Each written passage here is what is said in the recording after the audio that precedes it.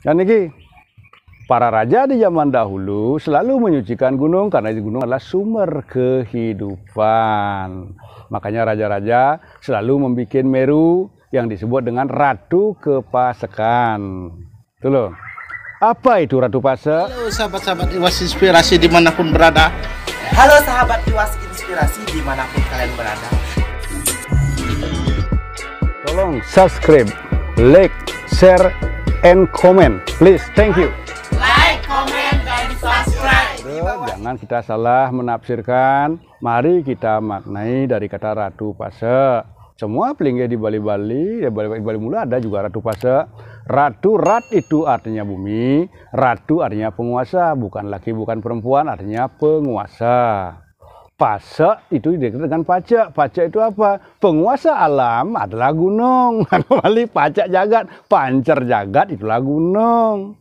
Itulah Ratu Pasek.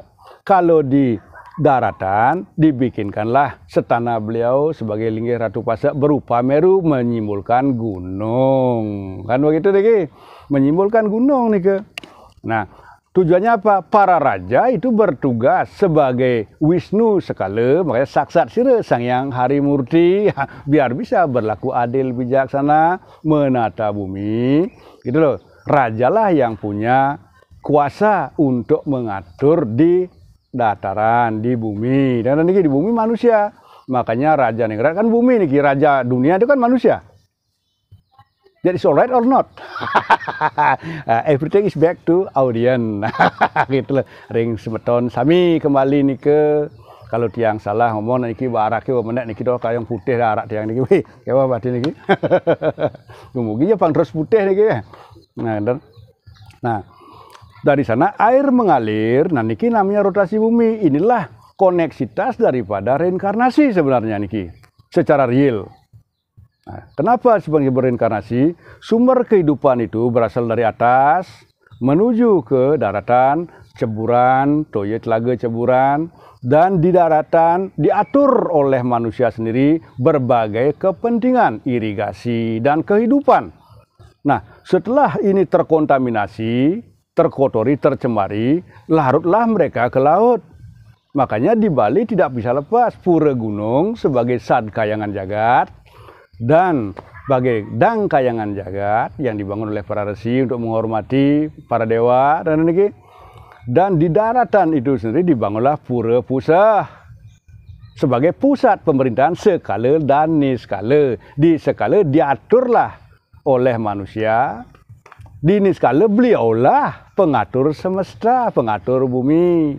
Dan ini itulah disebut dengan Ratu Pasek. Itulah Ratu Pasek. Wonten salah kaprah niki semeton ampura yang wonten sane menawi teu medue bahan yang lain, kajian yang lain, ngiring paduang seperti yang katakan awal, mari kita sepakat dulu untuk tidak sependapat. Jangan langsung dikasih pendapatan, berarti kecil pendapatan tiang. Kalau sudah besar pendapatannya itu kan karena banyak masukan menjadi pendapatan yang betul-betul bermartabat dan pendapatan yang betul-betul luar biasa. Nah itu yang tiang harapkan. Nah setelah itu aliran air ini mengalir sampai ke lautan. Makanya lautan itu dahulu di zaman Bali kuno selalu di pinggir laut itu ada yang namanya Dewa Gana. Dewa Gana itu apa? Seperti di Ponyok Batu, di Pura Menase dulu. Mungkin di tempat lain juga ada. Nah, tidak tertutup kemungkinan karena alam mungkin bisa hilang atau diambil atau bagaimana yang tidak tahu. Dewa Gana ini identik dengan Dewa Wigeneswara, penghilang segala kekotoran, makanya ditempatkan di pinggir laut atau danau. Karena air yang telah terkontaminasi yang dipakai di daratan ini jelas sudah tercampur. Dan di laut inilah diputar kembali. Oleh siapa? Ide Betara Sakti Mutreng Jagat atau Sundaring Jagat. Nah, laut ini memutar. Setelah diputar di sini, karena panas dengan matahari, panas bumi, air ini menguap lagi ke atas. Nah, loh, begitu menguap ke atas, menjadilah dia tuh embun dan menjadi mendung. Dari mendungnya turun hujan. Nah, kalau kita dengan kata reinkarnasi, nah ini real. Kita membawa samskara dalam kelahiran. Nah, samskara itu, sam itu kan air, kara itu penyebab kehidupan. Karena kita membawa karma di masa lalu.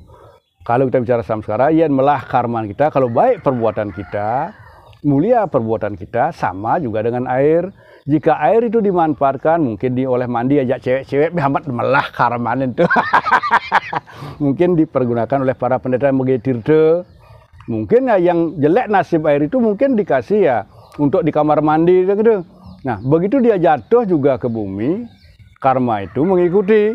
Mungkin air yang kotor ya bisa jatuh di bangken dolongnya, bangken bebek gitu. Nah, itu istilahnya dicain sampi jatuhnya. Yang baik mungkin jatuh di meron pura nih. Nah, seperti itu yang ibaratkan. Gitu loh. Reinkarnasi itu seperti itulah rotasi alam. Makanya di dalam kerajaan dulu juga pernikahan begitu, sing dadi nanti badan mencebur lan nyeburin.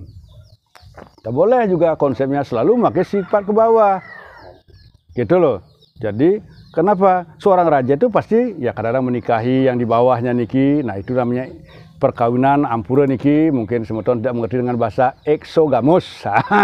Perkawinan eksogamus artinya yang mencari jalur ke bawah. Nah, makanya kalau kita kawin, menikah gitu loh. Menikahi ponakan juga tidak boleh. Ponakan menikahi bibi juga tidak boleh. Itu namanya nungleh dan jadi kena upadrawa dikatakan kan ke. Makanya ini dikatakan perkawinan yang male dan ini. Nah, makanya sampailah dia tuh ke bawah mengalir, selalu raja seperti itu. Namun beberapa dekade kemudian ada perkawinan itu kan karena hal yang lain lagi, mungkin ada unsur politis. Dari perkawinan eksogamus para raja itu menjadi indogamus. Jadi perkawinan yang sederajat dan dalam lingkungan keluarga. Nah, ini yang terjadi gitu loh. Nah, itulah disebut dengan perkawinan dari eksogamus ke indogamus. Gitu loh. Berarti kan kalau dicarikan kan ada pelanggaran dikit kayaknya gitu. Kayaknya dia kan berarti katakan niki kalau dengan sastra gitu niki ngampur niki entah bagaimana nanti kan dulu Saraswati efeknya bagaimana itu kan terserah. Yang namanya cinta kan tidak pandang bulu. Biar ada bulunya, berarti kan cinta namanya gitu. Gitu. Artinya tidak pandang bulu gitu. Tapi yang namanya aturan, nah ini kan kita yang harus menyadari benar atau tidaknya kita tidak tahu kan. Kita lah milih. Karena dalam Sarasamusaya juga dikatakan karena manusialah yang bisa berbuat subah-subah karma. Apaan manusia? Wenang gumawi akan subah-subah karma, muang rintasakan subah-subah karma. Hanya manusia yang bisa berbuat baik maupun buruk dan menyeimbangkan mana perbuatan baik maupun perbuatan buruk. Nah, hanya manusia yang bisa. Take your choice now. Gitu kau dituturi wayah himaluan. Mimih banget. Nah, ampura niki nak sambilang punya dia niki ampur menggonyakan yen sing kekedekan bebanyolan, bes serius gati, bes resem gati nanti ampun niki kadang-kadang nggih. Yen bes liu masih banyolannya masih begenyol-genyol, masih ngai pasang sendap gitu, mesti yang panjang peleh niki. Oh, makanya wenten bawas, yen sing tuturang dadi uang, tidak dituturkan juga iwang. Disampaikan menjadi masalah, tidak disampaikan juga bermasalah. Nah, begitu. Makanya tiang menyampaikan ini ya apa adanya. Istilah maaf yang meminjam masalah orang lain, insya Allah ada jalan yang melah utawi baik. Kita lanjutkan sekarang tentang karawista. Kalau di dalam upacara di Bali, sering sekali kita memakai karawista. Pada saat mengetatah pernikahan, pakai pewintenan lagi. Nah, tetapi di sini banyak juga masyarakat yang tidak tahu. Semoga tidak gagal paham atau salah pengertian. Karawista itu sendiri apa sih karawista? Gitu loh. Kara itu artinya sebab atau penyebab. Wista dari kata Wisnu, Wairagya, dan sta artinya bumi atau tempat. Jadi karawista itu tiada lain adalah sebab segala musabab yang tiada basas. Setananya di mana? Di Pulau Dewata. Niki setananya. Di mana puncak karawista itu sendiri adalah gunung. Gunung Batur, Gunung Agung, dan Gunung Batu Karu. Nah, kenapa disimbolkan dengan alang-alang? Nah, utawi ambengan sebagai melingkar di kepala dan ada dua lingkaran yang ada di depannya serta ada bunga tiga warna. Alang-alang yang ada di kepala melingkar Nah, nike menyimpulkan daripada lingkaran daripada lautan yang mengelilingi bumi Bali. Dan lingkaran yang di tengahnya itu melambangkan daripada danau. Dan bunga warna 3 itu tiada lain simbol daripada Tripurusa atau Trimurti, yang bukan di puncak gunung. Makanya Karawista kenapa memakai alang-alang, kok tidak pakai tali plastik? Karena beda makna. Karena alang-alang itu diidentikan sebagai simpul rambut Dewa Siwa yang disebut dengan Kusa Agra atau alang-alang itu Kusa Agra di India.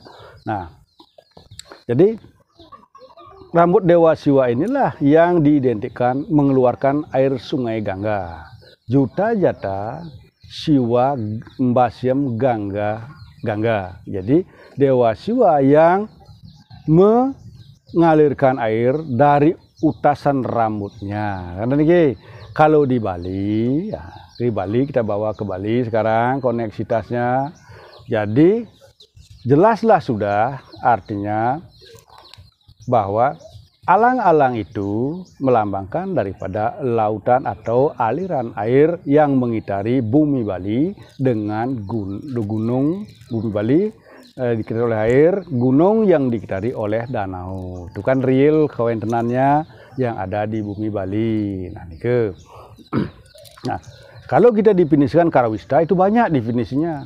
Banyak sekali definisinya, tergantung sekarang yang ya mendefinisikan. Tapi kalau yang bicarakan realita alamnya, karena bumi Bali ini adalah bumi wahana Dewa Sagara Sayana atau Ayana atau wahana dewa yang berbaring juga di atas lautan, pulau lautan, bumi lautan, atau wahana perdewa yang mengambang di atas lautan. Nah, itulah simbol-simbol Karawista yang ada sebagai simbol kesucian. Jelas kenapa ditaruh melingkar di sini? Karena lingkaran di sini melambangkan Brahmana, melambangkan kesucian. Nah, itulah Karawista. Nah, itulah yang jabarkan tentang Karawista. Dan di mana puncak Karawista itu ada di Gunung Batur. Maka Gunung Batur juga disebut sebagai puncak Karawista Bali. Kenapa? Karena di sanalah linggam nyata daripada Trimurti Brahma Wisnu Siwa, api, angin, api, bumi dan air. Nah, itulah linggam beliau. Nah, itulah yang simbolkan Karawista. Dan Tridatu yang di bawah tadi. Dan kita lanjutkan sekarang wahana dewa sebagai simbol Saraswati, Sakti Brahma kan jelas berbentuk bebek dan juga bentuk sapi, Nandini tadi yang jelaskan tadi. Dan wahana daripada Awatara Wisnu yaitu bentuk kurma juga sama ke barat. Kan sebagai penyu kambang Bali ini kita lihat. Nah, Awatara Wisnu juga terbentuk seperti ikan yang dijelaskan tadi. Nah, itulah wujud dari kesucian bumi Bali ini. Nah, itulah yang tiang uraikan hari ini tentang bumi Bali. Rasanya niki baru rasa dia niki. Rasanya mudah-mudahan bisa membuka inspirasi semeton Bali dan dimanapun berada, khususnya umat Hindu Bali. Marilah kita membuka cakrawala kita masing-masing untuk maju ke depan, maju dalam artian apa? Berani kita itu sekarang berbuat untuk bumi Bali ini yang lebih baik. Karena bumi ini adalah sorga dan neraka bagi kita. Jika kita benar memanage bumi Bali ini, bahwa sorga sudah nyata ada di sini. Makanya jangan sampai hanya lencana saja. Pulau Bali, pulau sorga, tetapi kita merusak sorga kita sendiri. Kita jadikan bumi ini jadi nerakanya bagi kehidupan kita. Nah, biar tidak demikian.